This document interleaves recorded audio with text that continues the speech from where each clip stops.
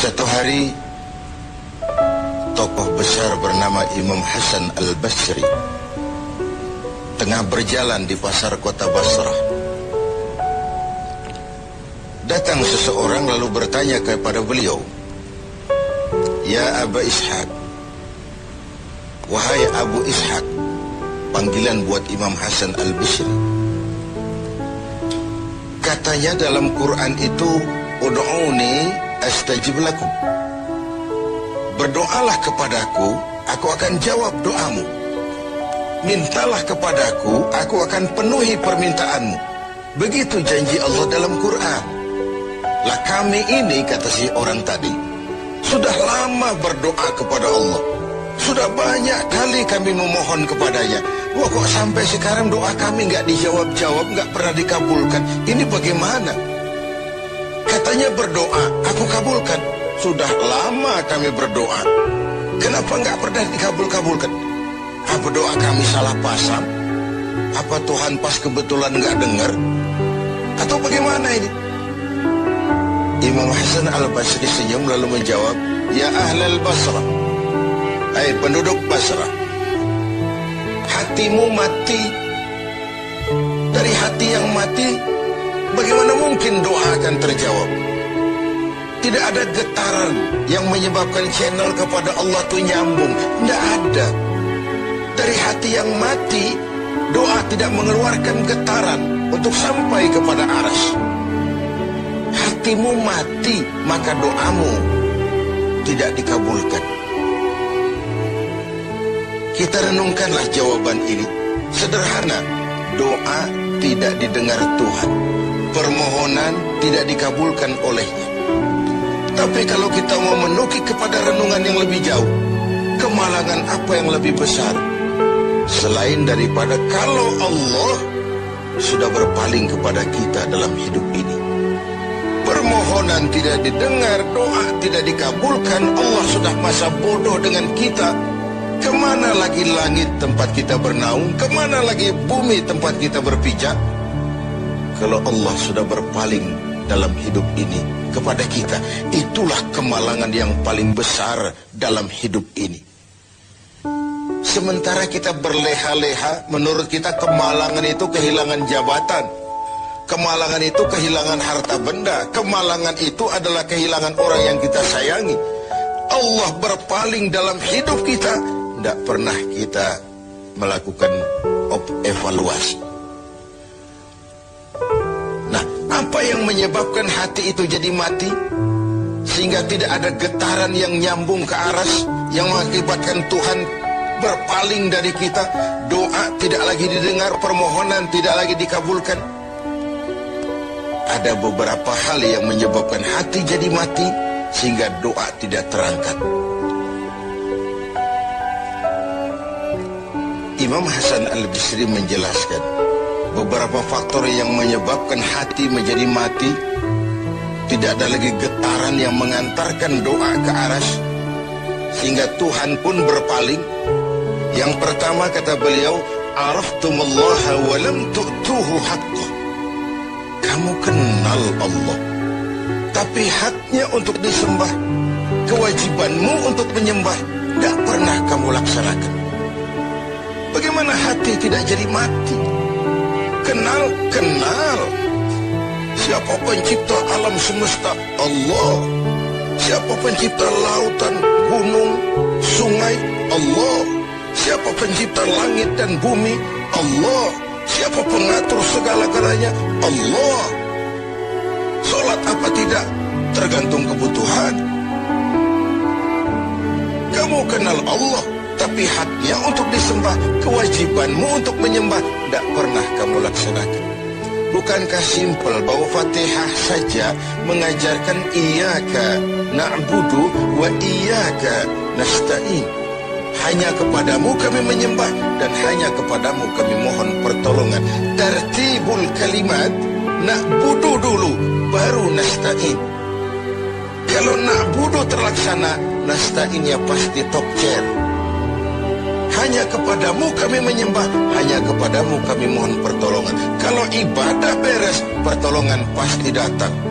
Doa doa didengar, permohonan dikabulkan, munajat pun diterima. Kenapa? Nak budunya beres, maka nasta'innya nikmat. Tidak diajarkan kita iyyaka nasta'in wa iyyaka na'budu, tapi na'budu dulu, baru kemudian nasta'in.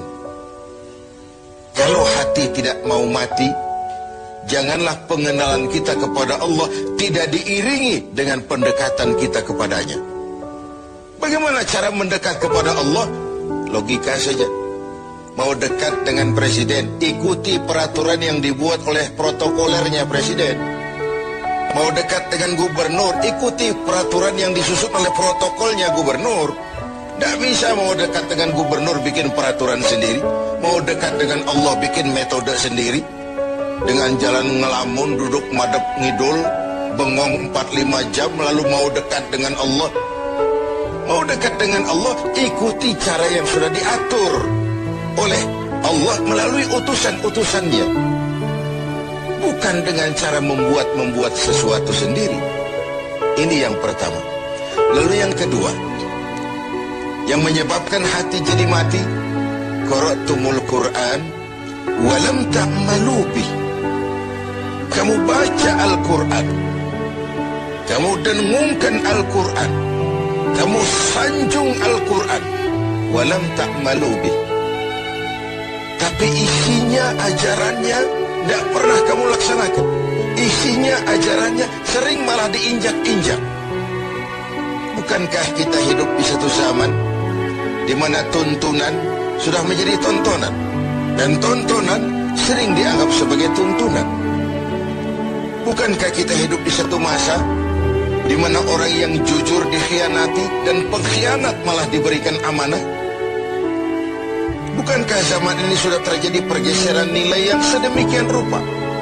Kita baca Al-Quran, kita musabakohkan pula bacaannya, tapi isinya, ajarannya tidak pernah kita laksanakan. Bahkan nyaris sering kita injak-injak. Hati jadi mati. Sama dengan kalau kita dikirimi surat oleh seseorang yang sangat kita kagumi. Kita baca surat itu siang malam. Kita ceritakan kepada orang, saya dikirimi surat oleh orang yang sangat saya kagumi. Tapi perintah yang ada dalam surat itu tidak pernah kita laksanakan. Saya percaya betul yang kirim surat mesti marah.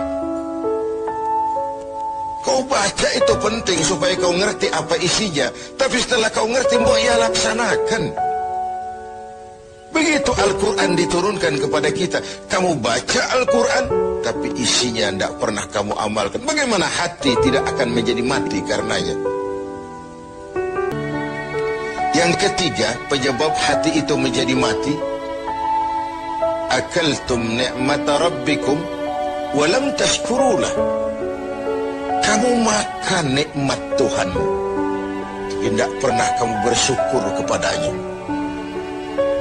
Ikan Tuhan di laut itu tiap hari diciduki, tapi Tuhannya diabaikan. Tidak pernah sesaat pun dalam hidup ini nikmat Allah pernah berhenti. Sejak kita bangun tidur sampai kita tidur kembali, bahkan tidur itu sendiri. Dari sekian nikmat yang kita tidak akan pernah sanggup menghitungnya, Tuhan cuma minta syukuri nikmat itu. Kalau kau syukuri, aku tambah. Kalau kau ingkar, azabku itu pedih. Tiap hari kau makan nikmat Tuhanmu, akaltum ni'mata rabbikum. Kau makan nikmat dari Tuhanmu, walam tashkurulah, tapi kepadanya kamu tidak pernah bersyukur. Baik syukur dalam bentuk ucapan, lebih-lebih syukur dalam bentuk perbuatan. Karena kalau syukur ucapan semua bisa. Alhamdulillah, terima kasih Tuhan, puji syukur, terima kasih Tuhan. Tapi perbuatannya sering tidak sinkron dengan ucapannya. Kalau saya diberikan harta oleh Allah, mulut saya tidak pernah berhenti. Alhamdulillah Tuhan, terima kasih dikasih harta. Tapi pelitnya 17 setan. Rasanya orang itu baru syukur perbuatan, baru syukur ucapan, belum syukur perbuatan. Karena syukur perbuatan artinya mempergunakan suatu nikmat sesuai dengan kehendak yang memberikan nikmat itu. Allah Allah memberikan harta kepada saya, apa yang Allah kehendaki dengan menggunakan harta ini? Bagaimana kehendak Allah tentang penggunaan harta ini? Allah memberikan jabatan kepada saya, apa yang Allah kehendaki dengan memberikan jabatan ini kepada saya? Mempergunakan suatu nikmat sesuai dengan kehendak yang memberinya. Itulah syukur yang sebenarnya. Ini yang keempat. Yang kelima, penyebab hati itu jadi mati. Qultum annal mauta haqqun wa lam tasta'iddu lah. Kamu yakin, kamu percaya, kamu tahu betul hidup akan berakhir dengan kematian. Namun kau tidak pernah mempersiapkan diri untuk itu. Baik menghadapi kematian maupun menghadapi yang lebih penting sesudah kematian. Karena mati pada dasarnya sebuah peralihan dari sebuah tahap kehidupan kepada tahap kehidupan yang berikutnya. Bukan akhir. Bahkan saya lebih cenderung mengatakan mati adalah istilah yang digunakan bagi orang yang sedang hidup. Sipulan mati, itu kan kata yang hidup. Yang mengalami sedang pindah ke alam lain. Jadi tidak ada alasan hidup sulit bener, mending mati habis urusan. Tidak selesai sampai di situ, tidak selesai urusannya. Hidup terus berlanjut di alam barzakh, terus berlanjut di alam mahsyar. Ini satu perjalanan panjang. Seperti kita akan berangkat keluar kota yang jauh, tentu kita harus menyiapkan bekal. Semakin jauh perjalanan, semakin banyak bekal yang kita bawa.